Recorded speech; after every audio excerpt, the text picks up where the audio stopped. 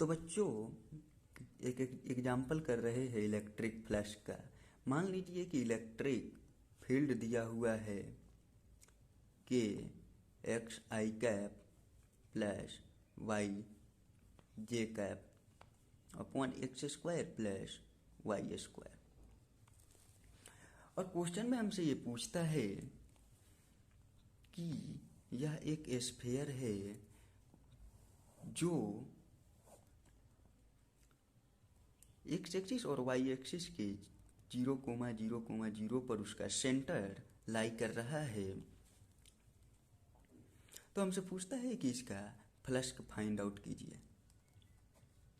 Electric flux, basically electric flux find out कीजिए। तो बच्चों इसके लिए हम सबसे पहले क्या करेंगे, एक छोटे से एरिया एलिमेंट को यहाँ पे चूज करेंगे जिसका एरिया ds होगा क्योंकि काफ़ी छोटा है। आर वेक्टर इधर की ओर जाएगा और चूंकि एरिया वेक्टर एन कैप भी इसी की ओर जाएगा क्योंकि एन कैप सरफेस के परपेंडिकुलर होता है और सेंटर से निकलने वाली रे इस पर परपेंडिकुलर होगी। तो बच्चों सबसे पहले मैं आर वेक्टर को लिख सकता हूँ x I cap plus Y J cap plus Z के कैप। यहाँ पे बच्चों कुछ सोचना नहीं है क्योंकि ये लिखा जाता है या सबसे बेसिक्स है। यहाँ पे कुछ सोचना नहीं है, कुछ समझने वाला नहीं है। आर वेक्टर का ये इतना होता ही है, X direction Y direction I J K direction में होता है। अब चूंकि बात यहाँ पे ये है कि बच्चों एन कैप हम कैसे लिखेंगे। एन कैप चूँकि आर वेक्टर के डायरेक्शन में है तो एन कैप डायरेक्शन को एरिया वेक्टर डायरेक्शन को रिप्रेजेंट कर रहा है। चूँकि कैप है तो इसका वेक्टर और इसका मैग्नीट्यूड से डिवाइड कर देंगे तो आ जाएगा बच्चों जेड के cap under root of X square plus Y square plus Z square. बच्चों आप इतना मानिए, मतलब सिंपल इतना ही मानिए कि इसका आर कैप क्या होगा, वहीं एन कैप होगा।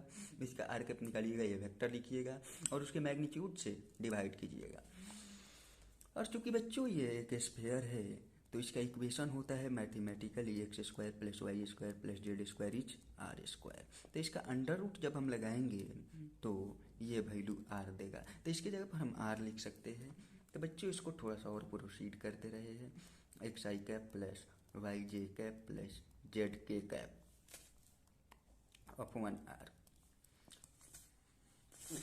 अब बात आती है इलेक्ट्रिक फ्लैश की। क्योंकि छोटे से एरिया को मैंने चूज किया तो छोटा सा flux D phi E, electric flux की बात हो रही है। इसका फॉर्मूला होता है ई डॉट डी एस। क्योंकि बच्चों ds का डायरेक्शन एन कैप में है तो डी डैश एन कैप लिखेंगे। क्योंकि ई का वैल्यू गिवन है कि X I cap plus Y J cap upon X square plus Y square, ds लिखेंगे। और एन कैप का वैल्यू हम यहाँ से लिखेंगे, एन कैप का वैल्यू जो गिवन है x I cap plus Y J cap plus Z के कैप अपॉन आर। ये गिवन नहीं है, निकाला गया है। अब बच्चों यहाँ पे हम डॉट कैसे करेंगे, जो कांस्टेंट स्केलर है उसको तो सबसे पहले बाहर रखेंगे आर, ई सब बाहर कर लिए, ds भी बाहर हो जाएगा। और बच्चों इसमें जो डॉट होगा एक्स में एक्स के साथ होगा तो एक्स स्क्वायर, वाई में वाई के साथ होगा तो वाई स्क्वायर, और जेड नहीं है चूंकि तो जेड 0 हो जाएगा। ये दोनों तो बच्चों कैंसिल आउट हो जाएगा। जो फ्लक्स मिलता है बच्चों वो A D S upon R, D phi E का वैल्यू हो गया। अब बच्चों चूंकि एक छोटे से एरिया एलिमेंट के लिए चूज किया गया था तो ये छोटा सा फ्लक्स मिला। हमें पूरे फ्लक्स चाहिए तो पूरे फ्लक्स के लिए इंटीग्रेट करना पड़ेगा बच्चों। तो डी फाई ई हो जाएगा के अपॉन आर, कांस्टेंट है तो ये बाहर आ जाएगा डी एस।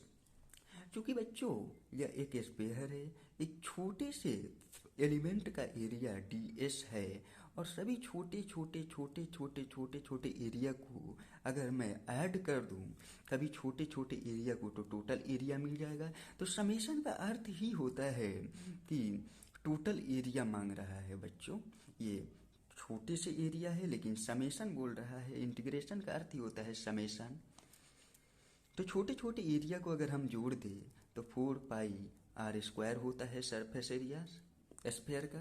तो इसको बच्चों हम लिख सकते हैं K/r 4πr²। आर से आर एक कैंसिल आउट हो जाएगा बच्चों।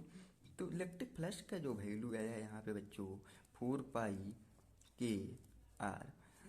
और चूंकि क्वेश्चन में यदि के के जगह पर 2 4 6 दिया हो तो यहाँ पे पुट कीजिए।